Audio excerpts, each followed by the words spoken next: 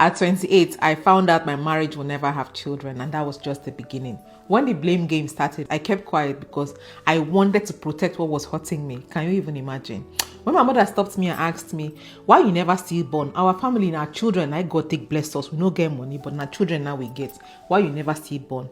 I held back my tears and I told her, I said, Mama, now God they give children, and now God and I go give us children. I could not tell her because I did not want her to come and destroy what I thought was a good thing for me, because I knew my mother. She would take action almost immediately, and I didn't want her to spoil anything. So I held on to that secret until she died.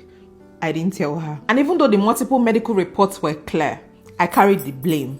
I carried the shame. People called me barren. People called me different names. People poked at my stomach. And while people made assumptions and pointed at me in some cases, I kept quiet. Because that's what I was supposed to do as a good woman. As a good wife. You don't take your laundry outside. You keep quiet.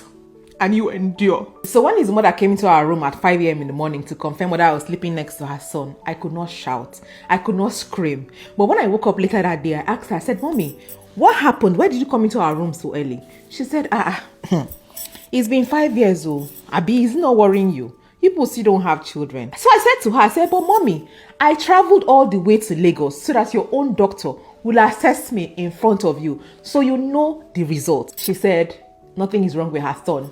I'm the one who is cursed. And so that day I raised my voice and screamed at the woman that I actually really loved and chose over my own mother. And everybody said I was a bad daughter-in-law for talking back at her, for being mean to me, even though she knew the results. When I told him, I didn't see any outrage. I didn't hear him defend me. And so for the 90th time in that marriage, I felt what it meant to be unprotected. And even though I was questioning my choices at that point, I stayed for another 7 years, not because I didn't know the fact, but because sometimes when you mix love, loyalty, hope, culture together, it makes you confused about living or enduring. Today, I'm almost 46 and I do not ache for children. And I'm not angry. But sometimes what I mourn is not even motherhood. It's the ability to decide for myself whether I wanted children or I did not want children.